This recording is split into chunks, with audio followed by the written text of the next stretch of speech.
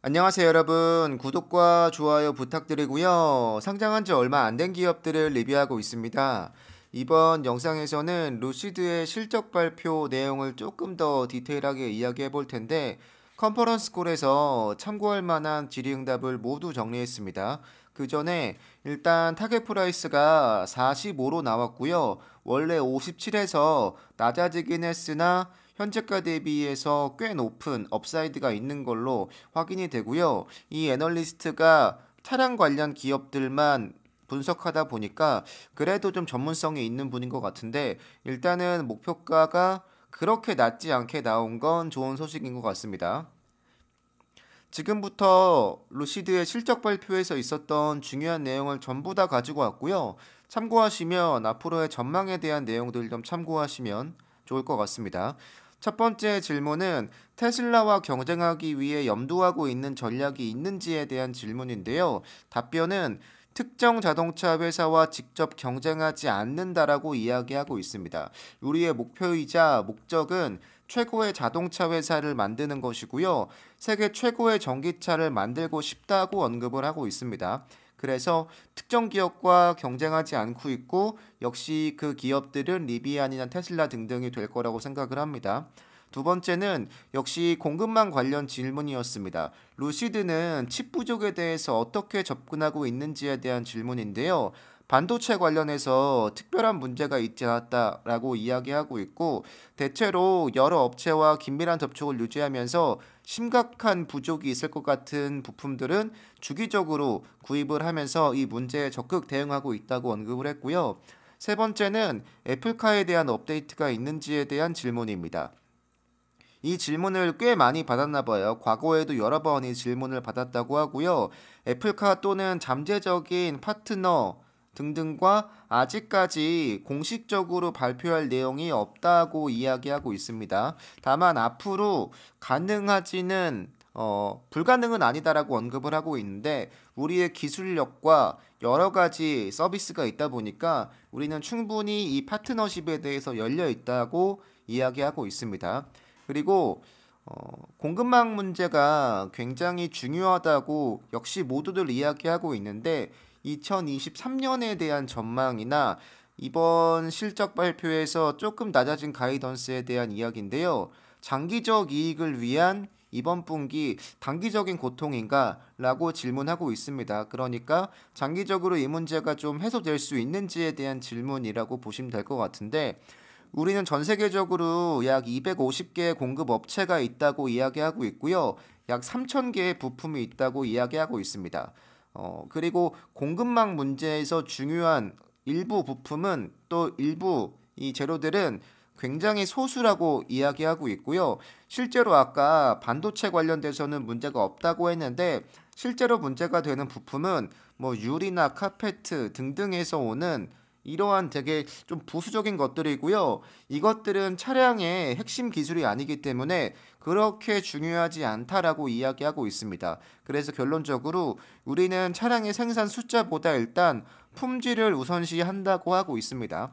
그러니까 만약에 이게 별로 안 중요할 수 있잖아요. 사실 반도체보다. 그래서 원래 납품받아서 제작했던 차량보다 조금 더 저퀄리티를 만들 수도 있겠지만, 그러지 않고 우리는 숫자를 채우는 것보다는 품질을 더 우선시한다라는 답변이었고요.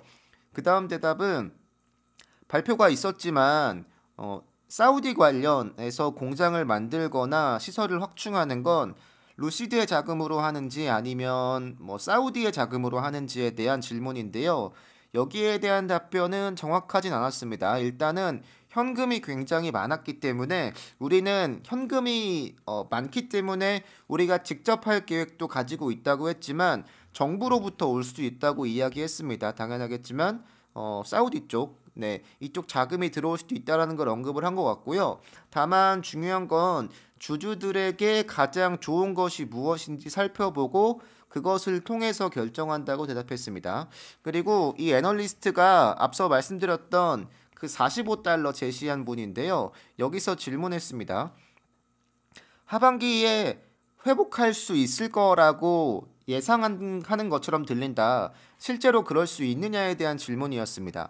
앞으로 몇 개월 동안 계속될 거라고 했는데 하반기에는 나아질 거라고 언급을 했습니다. 그러니까 아마도 4분기, 1분기, 2분기에 걸쳐서 이 문제가 지속될 거고요. 3분기, 4분기쯤 되면 좀 나아지지 않을까라고 생각을 하고 있습니다. 그 이유는 왜냐면 소수의 공급 업체 때문에 문제가 된 거다 보니까 여기서 우리의 기술력이나 여러 가지를 문제가 될 만한 부분은 아니다라고 이야기하고 있고, 그 다음 질문으로는 수요가 가장 많이 증가하는 지역에 대해서 언급하고 있는데 예약에 관한 거죠. 2만 5천 건의 예약이 넘는다고 이번 실적 발표에서 발표했습니다. 역시 대답도 그 내용이고요.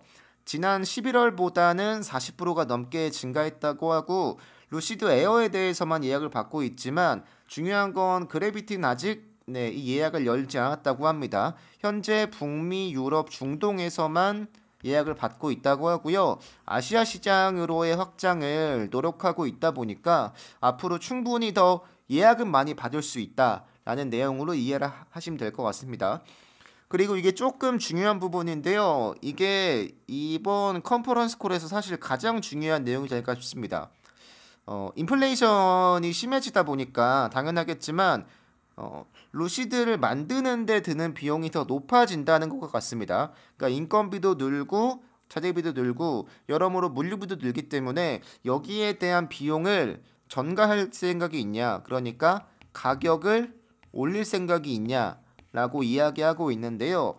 확실히 우리는 가격에 대해서 연구하고 있다고 합니다. 그러니까 인플레이션 때문에 본인들도 올려야 한다는 필요성을 느끼고 있는 것 같아요. 고객에게 제공하는 가치나 여러 의미에서 이게 올려도 되는지에 대한 연구를 앞으로도 몇 분기 동안 계속 할 거라고 이야기했습니다. 그러니까 본격적으로 차량을 많이 팔기 시작하는 그때가 온다면 충분히 조정이 있을 거라고 이야기했는데 가장 중요한 건 이 부분입니다. 2022년 내내 높은 비용을 들 수밖에 없고 공급망 문제나 물류 문제에 영향을 미치기 때문에 2022년까지 총 마진이 마이너스가 될 것으로 예상하고 있다고 합니다. 이 얘기인즉슨 팔면 팔수록 손해다라는 건데요. 이게 조금 아쉬운 부분이죠. 왜냐하면 물론 나아진다고 언급을 했습니다. 다만 단기적으로는 이게 마이너스라는 건 팔면 팔수록 손해일 수 있다라는 건데 바뀔 수는 있을 거라고 봐요. 왜냐하면 재고 비용도 있고요, 물류 비용도 있고 상품 원가가 계속 높아지기 때문에 여기에 대한 좀 우려를 하고 있는 거라고 생각을 합니다.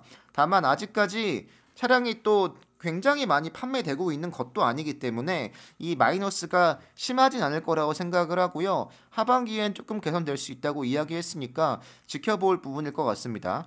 10년 후 루시드를 어떻게 정의할지에 대한 질문, 마지막 질문인데요. 일단 연간 15만 대의 차량 생산 그리고 인프라 확충에 대한 이야기를 하고 있습니다.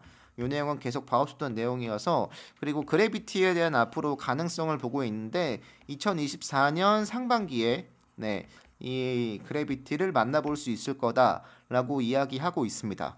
이 내용까지 보시면 이번 분기에서 가장 중요한 내용들을 전부 다 보신 거고요. 제가 좀 최대한 여러분들이 보기 쉽게 정리했으니까 아마 여러분들도 어렵지 않게 이해할 수 있을 것 같습니다. 이 내용은 여기서 마치겠습니다. 여러분들 감사합니다.